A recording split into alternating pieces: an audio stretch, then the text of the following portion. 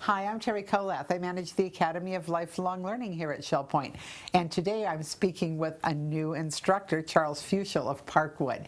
We're talking about his program, his two-part program, The Sciences Behind Western Music. Thank you for joining me, Chuck. You're welcome. Glad to be here. It was interesting to meet you and think of many, many topics you could bring to us. And very exciting to hear your first topic. The sciences behind Western music is probably not something many of us think too much about. Well, I happen to think about it a bit.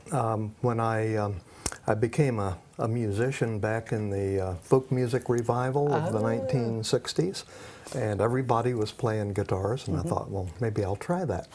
And I found it to be very enjoyable, and I've been playing now for 50 years.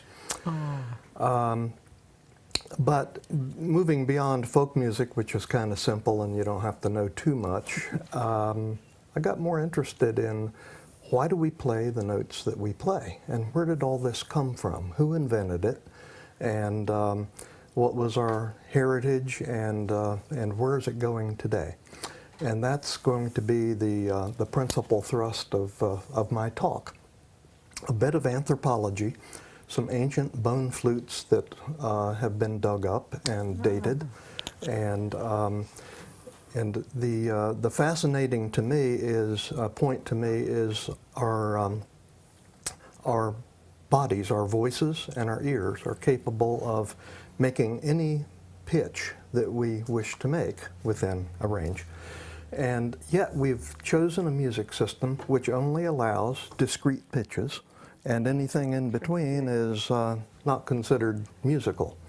And that's fascinating to me. In Western music? In Western music, yes. How does one even go about beginning to research all of this?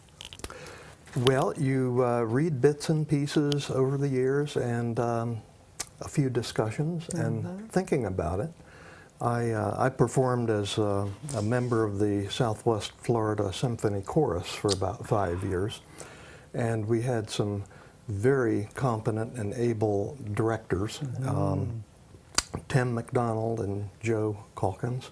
I had a few discussions with them about some aspects of this, and they offered some deep insight into why things are the way they are. And Joe's quite an instructor. He's taught for us before. Oh, has he? Yeah. Excellent. Yes. Oh, this is so interesting.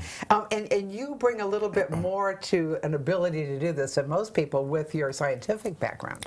Well, yes, I'm an electrical engineer, and in engineering school we had to take more math courses than math majors.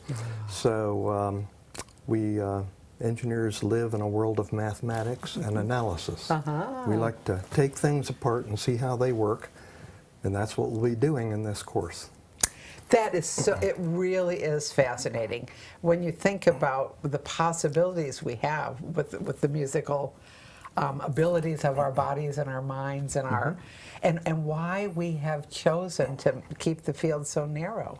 It's going to be really, really interesting. It is, and music is a direct access gateway into the emotional side of the brain, which, and I didn't elucidate on this very much in the description, but music is becoming an important therapeutic tool for those of us who may be dealing with some brain damage and recovering speech and things like that.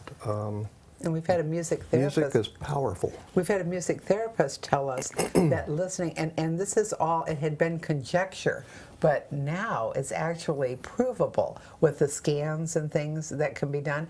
She told us that an hour of listening to any kind of music, it doesn't matter what it is, totally changes your cognition, gives you your attitude, that it's just almost miraculous that you could spend an hour listening to the music of your choice. Isn't that phenomenal? And even better than that, spend an hour playing music. Or learning how to play music, yes, right? The possibilities are endless. Yeah. Well, we really look forward to this, a part one and a part two. Yes. Is there going to be a little bit of a difference in part one and part two for those who can only make one? You don't have to attend part one in order to enjoy part two. Part one will lay some important foundation material. And it's mostly history, what has happened over the years, and how we got to the tempered scale, which we use today. Interesting. Part 2 focuses on how the human body, the brain and the ear system work together to perceive music and what the brain does with it, and then some of the therapeutic aspects of music and recovering from brain trauma or even coma. And then I kind of shift gears and we talk about, well, where is all this stuff going? And I talk about synthesizers. Some of the work in part 1 will suggest that, well, we can synthesize music. We should be able to synthesize the sound of instruments and other things very effectively. And early experiments in that with the Moog synthesizer, I'll demonstrate a piece played on the Moog synthesizer, one of the Bach Brandenburg concertos, and how it sounds lovely, but not like any instruments that we've heard. And then we move on into how modern synthesizers do a very good job of synthesizing real instruments. So Fascinating. a lot of demonstrations in part 2. That is wonderful. Well, yes, you can tell yet another treasure has moved to Shell Point, a talented person sharing generously with us. You will want to take every opportunity to go to part 1 and part 2 if you can. And please sign up at either service desk for Charles Fuchsel, The Sciences Behind Western Music.